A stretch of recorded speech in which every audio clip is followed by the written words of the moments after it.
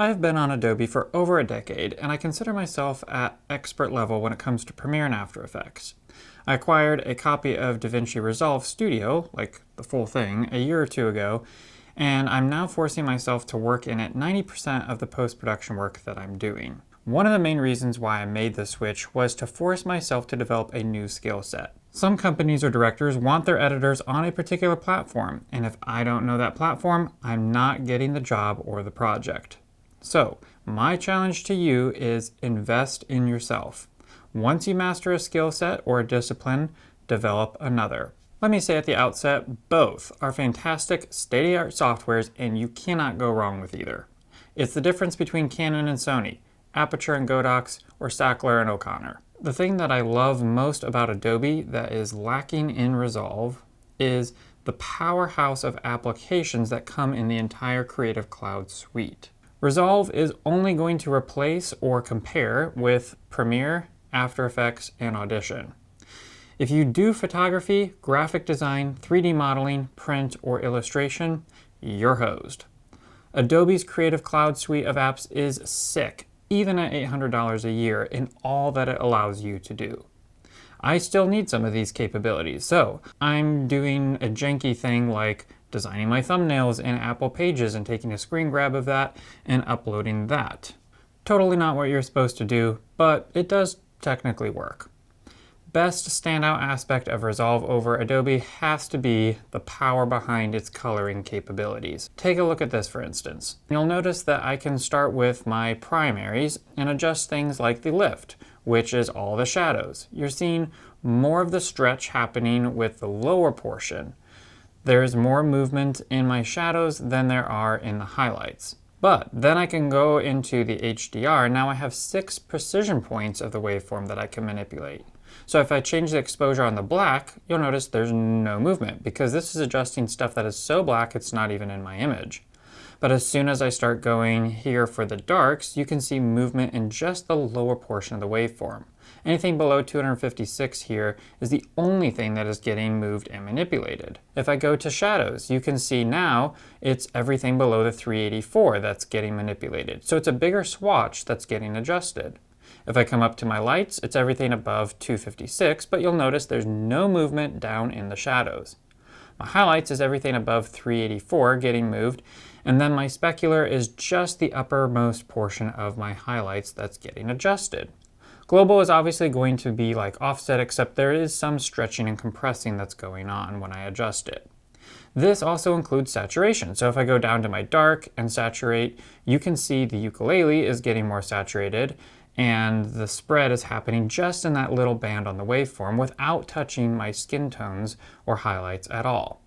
Another thing that you can do here is that you can change the values of where those divisions are actually happening. So I can bring up my blacks here and scoot all these over like this, and now when I go into my HDR and I use my black adjustment, I'm actually seeing some movement because I've changed the parameter of where it's grabbing in this particular image. There's now information here, whereas before it was below where there was any information. So I can be a little bit more precise by customizing where those parameters sit in any given image. I can grab a greater part of the fall off here, and then I can move these like this so that I can really dial in where those adjustments are actually impacting my image based off these parameters. You can see how incredibly precise I can get in adjusting colors. Of course, I have the ability to change shadows at a more global level and highlights at a more global level as well. Then there's contrast, where I can spread those points further apart or compress them in. There's almost an infinite amount of control that I can have over every aspect of my image. Now in Premiere, we go into the same image in Lumetri color, and we have the global exposure. You can see the whole waveform is moving.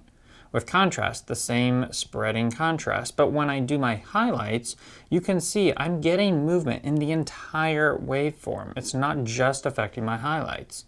Even my lowest shadows are adjusting when I change the highlights. Same with the shadows. As I pull the shadows down, everything in the image is being pulled down.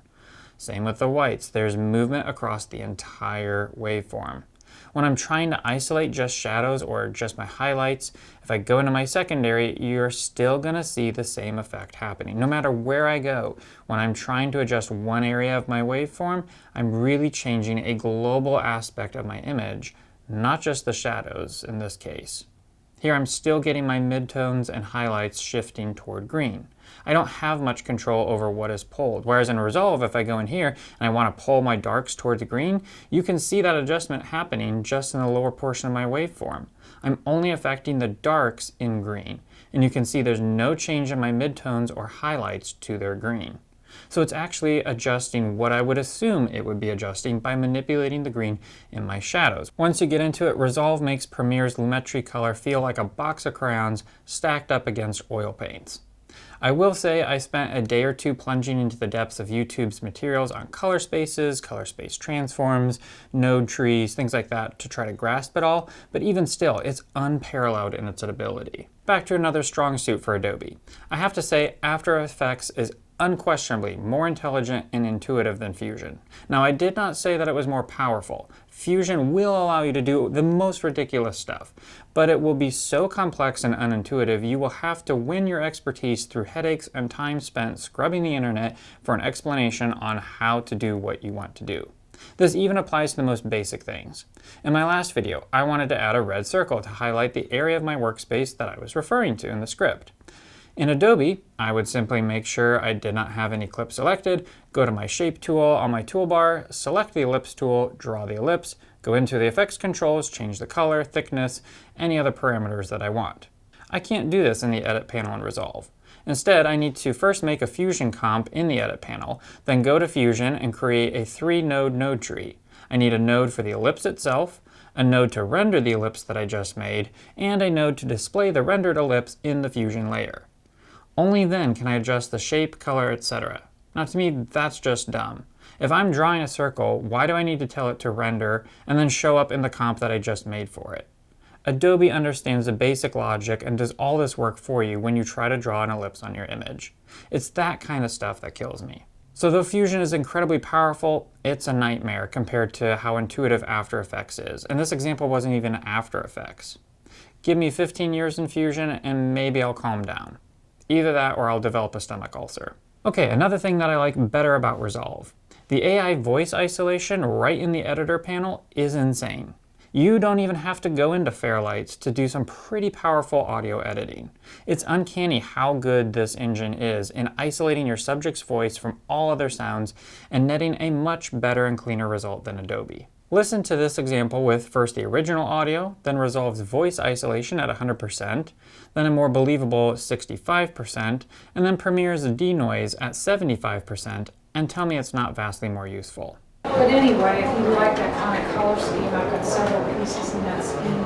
But anyway, if you like that kind of color scheme, I've got several pieces in that scheme. But anyway, if you like that kind of color scheme, I've got several pieces in that scheme. But anyway, if you like that kind of color scheme, I've got several pieces in that scheme. A plus for Adobe. The text-based editing is far better. I'm sure Resolve will improve this over time, but it's so far not nearly as good or as accurate as Adobe. Adobe's text-based editing capabilities makes editing light years faster, especially in banging out your rough draft of an edit. It's easy to find all of the mistakes and pauses in a teleprompted content and then remove them. Not only that, but finding a small line of dialogue or a word buried in an edit becomes quick and easy with a simple search. I used it all the time to speed up my corporate and documentary editing, and I really do miss it a lot in Resolve. Hopefully they will improve this capability soon. All in all, both are fantastic softwares. I'm thoroughly enjoying DaVinci outside of Fusion, and I'm glad I am learning it. I look forward to hopefully getting as proficient with it as I am with Adobe. My challenge to you is to invest in yourself by developing a new skill set. I would recommend filmmakers learn both softwares like the back of their hand. It can only help you. Well, I hope this video was helpful for you because though I won't be seeing you in the next video, you're sure to see me. Rough.